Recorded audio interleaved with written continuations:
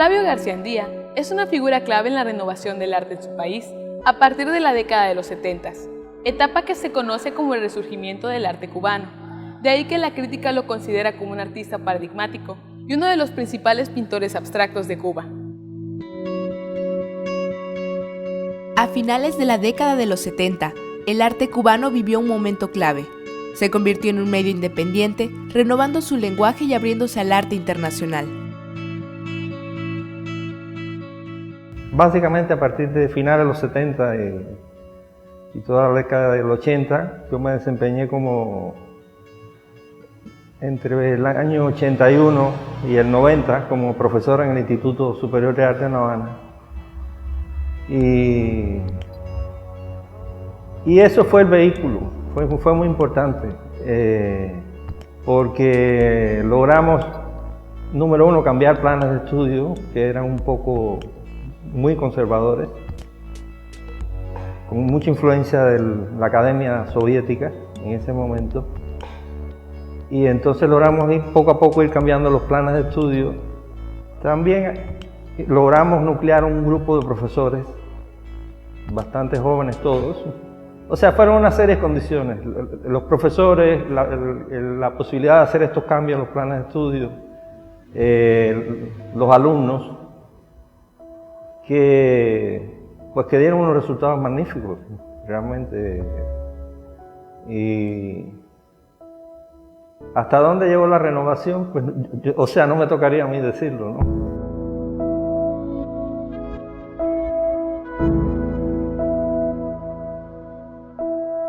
Un hecho definitivo en esta transición fue la exposición intitulada Volumen 1 en 1981, donde participaron 11 artistas que confrontaron el sistema a través de su arte. Esta exposición también fue el punto de partida para la creación de la primera Bienal de La Habana. En el año 81, si no recuerdo mal, hicimos una exposición que se llamó Volumen 1. Se llamaba Volumen 1 no en un sentido volumétrico, sino que como los discos pretendíamos que hubiera un volumen 2, volumen 3, etc., ¿no? Y esa exposición nucleó 11 artistas.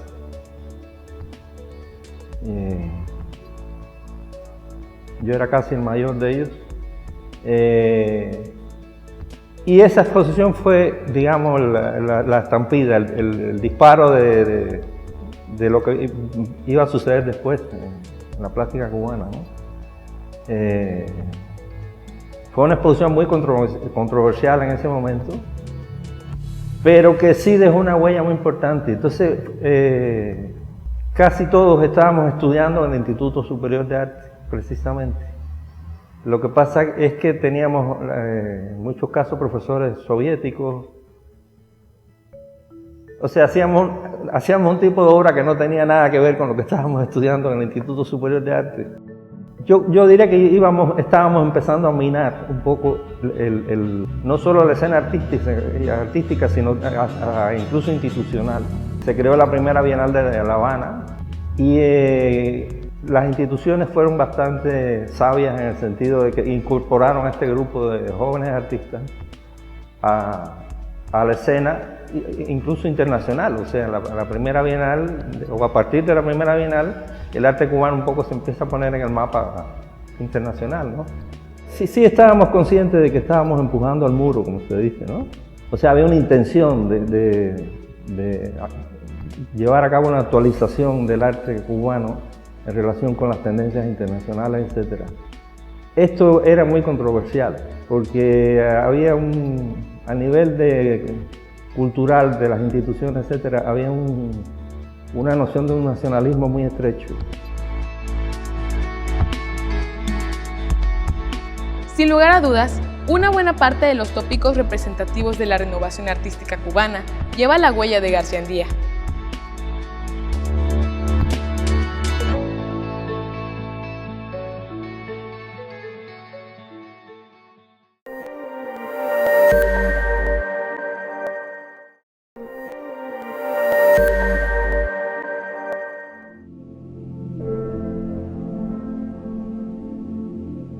En este contexto, el arte y los jóvenes creadores se volvieron catalizadores del cambio, lo cual trajo tensión y censura. Ya a finales de los años 80 la cosa se empezó a poner muy difícil, realmente, porque había mucha indefinición en un sentido político. O sea, empezaba la Unión Soviética, la Glasnost, la perestroika, y en Cuba había una especie de indefinición. No se sabía hacia dónde iba el proceso político, y esto creaba una cantidad de tensiones en la misma escena cultural, inevitablemente, ¿no? Incluso en el Instituto Superior de Arte, las cosas se estaban poniendo muy tensas, ¿no? Porque la institución trataba de controlar a los estudiantes, y los estudiantes que pedían cada vez más espacio, más libertad para hacer sus cosas. Incluso la plástica se convirtió prácticamente en una especie de termómetro hasta de la situación política. Las instituciones estaban muy nerviosas y realmente cada vez se hizo más difícil enseñar. Los estudiantes pedían más libertad, la institución pedía más control. Se empezaron a censurar varias cosas, hubo exposiciones censuradas completas. A mí casi me censuran una. Porque había un manejo bastante inédito en el arte cubano de contenidos políticos bastante explícitos que eran muy difíciles de asimilar por la institución arte, ¿no? De euforia, había mucha euforia, porque sabíamos que se estaban sucediendo cosas muy interesantes, muy importantes. Y prácticamente no había día que no se inaugurara una exposición que fuera muy controversial, que a lo mejor se censuraban piezas, etc. Y entonces era una atmósfera es muy exagerado decirlo, pero era una especie de campo de batalla, ¿no?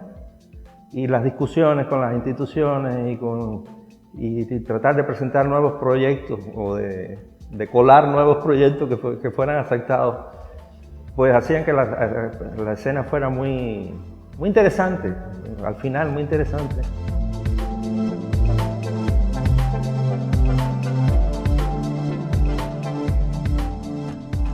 Como resultado de estos cambios, al final de la década de los 80 se comenzó a definir la política del arte en Cuba, con un renacimiento que catapultó a sus creadores a nivel internacional. En el caso mexicano, hay figuras como Tamayo, etcétera, que empezaron a manifestar una disconformidad con ese nacionalismo estrecho, demasiado politizado en términos, no demasiado politizado, sino con un sentido muy ilustrativo de la política y de los movimientos sociales, etcétera, ¿no? México, yo diría que empezando con Tamayo, después con García Ponce, por ejemplo, ¿no? O sea, pintores abstractos, básicamente, que hay similitudes efectivamente con el caso cubano, ¿no? Y es que en México, esta transformación y apertura había iniciado en la década de los 50, con el movimiento artístico de la ruptura. En el caso del arte cubano, en los años 50, principios 60, un grupo, básicamente un grupo que se llamó Grupo Los 11, eran 11 artistas. Todos eran abstractos prácticamente. Y eso significaba una oposición, una manera de ellos de romper con lo que venía siendo la Escuela de La Habana. Portocarrero, Mariano, etc. Amelia Peláez, por ejemplo. Esta gente, nosotros en general los consideramos un antecedente muy importante.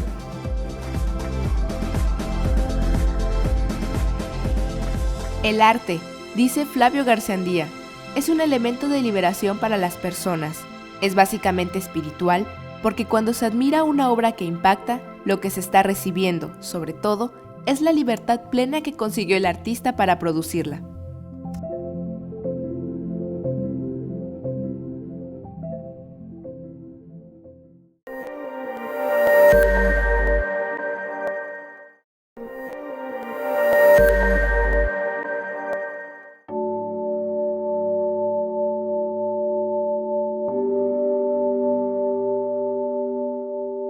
La crítica coincide en señalar que Flavio Garciandía es valorado con una distancia y respeto que no parecen haber sido atravesados por los mecanismos del tiempo. A los 21 años, el artista irrumpió en el arte cubano con la obra Todo lo que necesita es amor, de 1975, un manifiesto contra el ostracismo de la cultura cubana. En los años 70 y 80 introdujo elementos del hiperrealismo y el kitsch. Más tarde evolucionó hacia una abstracción colorida que él mismo denominó, con el humor que lo caracteriza, como nueva abstracción tropical. Se acaba de producir, bueno, hace cosa de 3 años, un libro que recoge prácticamente toda mi obra, que se llama Yo insulté a Flavio Garciandía en La Habana. Que si uno lo ve, le puede parecer que ese libro recoge la obra de varios artistas, no de uno solo, ¿no? Porque a través del tiempo la obra mía ha ido evolucionando constantemente. De hecho, ahora mismo estoy en una especie de ruptura inesperada, porque estas rupturas son inesperadas, ¿no? De pronto uno descubre algo y tú dices, por ahí voy, y hasta que eso se agota y en mi caso hay cambios así bastante sustanciales, ¿no?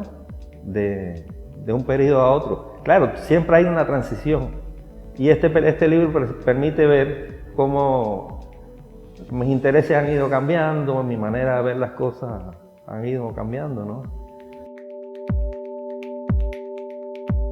Este artista ha incursionado en diferentes lenguajes, logrando códigos de diversa procedencia estética y estrato cultural, todo para enriquecer sus posibilidades comunicativas. De esta forma, los márgenes entre lo oculto y lo popular, buen gusto y mal gusto, arte masivo y arte elitista, se desdibujan. Estas llamadas declaraciones son una manera bastante precisa de expresar cuál es mi posición frente al arte, ¿no? Que es totalmente paradójica y que está llena de sarcasmo y de humor. Y yo creo que sí, que refleja con bastante precisión mi manera de acercarme al arte y un poco qué significa mi obra en general.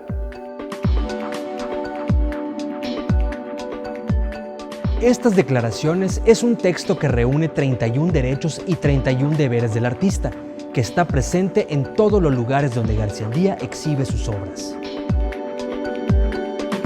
El derecho a banalizarlo todo o darle importancia desmedida a cualquier cosa. El derecho a cantar cantos de cisne. El derecho a copiar o ser original, para el que pueda. El derecho a creer que la forma es contenido y que el contenido es la forma. Las declaraciones no reflejan necesariamente lo que el artista piensa, sino que son la recolección de ideas que se conjugan para hacer énfasis en la libertad de expresión. De hecho, en 2012, Garciandía ganó el primer premio de la 7ª Bienal Internacional de Estandartes de la ciudad de Tijuana, al presentar sus declaraciones. Los sugerentes títulos de las obras de Flavio Garciandía son una de las características más significativas de su trabajo, y en conjunto con la obra, le dan a estas una cualidad narrativa. Los títulos tienen una relación como independiente con la obra. Incluso pueden ser aleatorios. Yo puedo tener. A veces el título viene antes de que yo pinte la obra, pero rara vez. Normalmente están las obras y entonces creo los títulos, porque el título es como un componente realmente sustancial de mi trabajo, ¿no? O sea, no hay una relación de ilustración, el título no ilustra la imagen, ni la imagen hace referencia directa al título, pero yo creo que se crea una especie de complemento, una especie de juego que complementa y que le da un nuevo sentido a la obra también.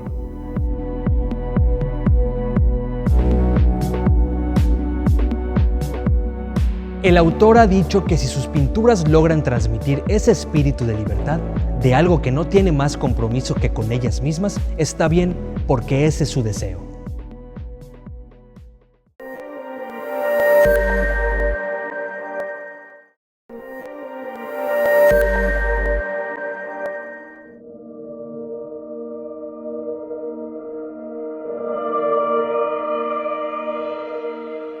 Como el propio autor explica, los elementos fundamentales de su obra están relacionados con la parodia y la cita.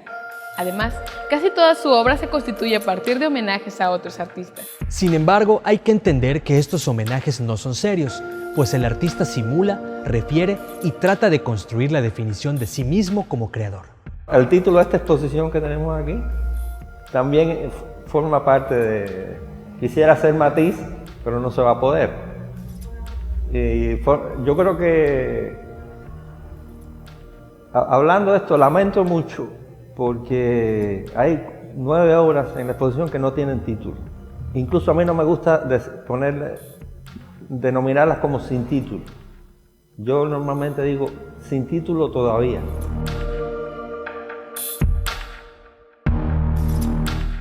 Sobre estos homenajes, García ha señalado que en el caso de Matisse hay un énfasis en el color, al igual que en su propia obra, lo que ofrece identidad y continuidad. Yo más que influencia hablaría de citas, de parodias a estos artistas que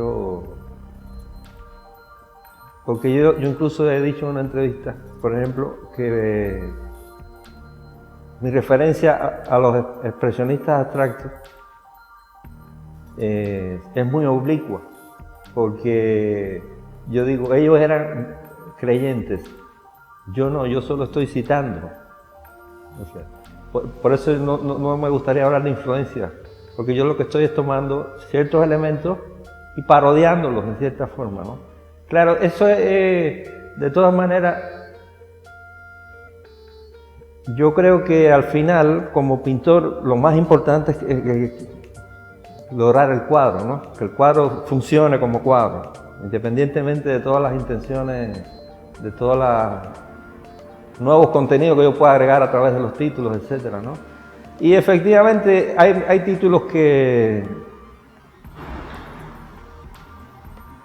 hacen referencia a artistas en particular. Yo me creo una serie de situaciones ficticias, por ejemplo, de ciertos artistas que visitan La Habana y que yo en algunos casos insulto, como si yo fuera una especie de artista energúmeno, ¿no? Y es pura ficción, o sea, ese personaje bestia como un pintor, como diría Marcel Duchamp, que anda insultando a los grandes maestros por ahí. A veces hay referencias realmente a situaciones históricas reales, pero a veces, la mayoría de las veces son situaciones totalmente ficticias, ¿no? Esta exposición en particular es una exposición que, independientemente de piezas nuevas que se agregaron, se exhibió en Los Ángeles, una exposición que hice en Los Ángeles, que se llamaba Yo insulté a John Baldessari en La Habana. Y es un grupo de obras que, por su formato, etcétera, no parecen, o sea, no son pretenciosas. Sí lo son, pero ese es un doble juego, ¿no? Son pretenciosas en el sentido que yo cada vez que hago un cuadro trato de hacerlo lo mejor posible. Pero a la vez no son pretenciosas por los títulos, por el formato, etcétera.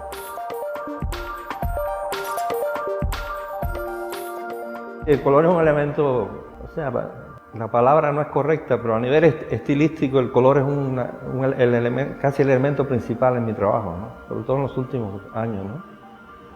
Y de ahí la referencia a Matisse, ¿no? O sea, porque Matisse es el primer gran colorista, diría yo, del modernismo, ¿no?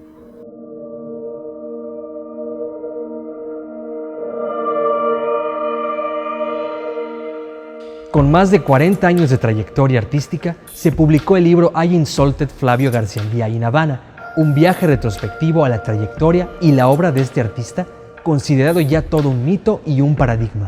Esta antología es un estudio en profundidad de los diversos periodos de su obra, con textos de los críticos más importantes de Cuba, México y Estados Unidos. O sea, la obra mía es más que nada sobre el arte y sobre la pintura. Es tautológica, por decirlo de alguna manera, ¿no? Y pues eso, como te decía al principio, si tú ves este libro mío que recoge casi los 40 años de trabajo, pues parece que son distintos pintores, ¿no? distintos artistas. Pero yo creo que ahí, precisamente a la obra mía, lo que la caracteriza un poco es esa necesidad de reinventarme constantemente, ¿no? De hecho, estoy trabajando unas obras porque como casi todo, ¿no? Al primero que sorprenden es a mí, ¿no? Y eso es muy importante. Si no me sorprende yo mismo, no tiene chiste, ¿no? Y estoy haciendo una serie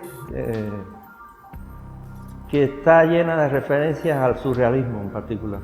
Pero en este nuevo periodo hay un elemento que me interesa del surrealismo en particular, que es el automatismo, ¿no? Es como que dejo fluir, sin demasiada conciencia, dejo fluir las cosas que van saliendo, las dejo que salgan. O sea, y a veces yo logro sorprenderme a mí mismo de cosas que salen, ¿no?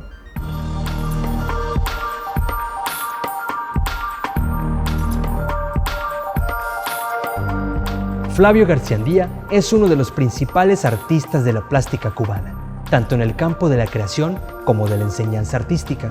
Su obra ha sido exhibida internacionalmente y se encuentra en numerosas colecciones. Yo creo que la libertad es el centro del arte, porque no se puede hacer arte sin libertad, libertad total, plena.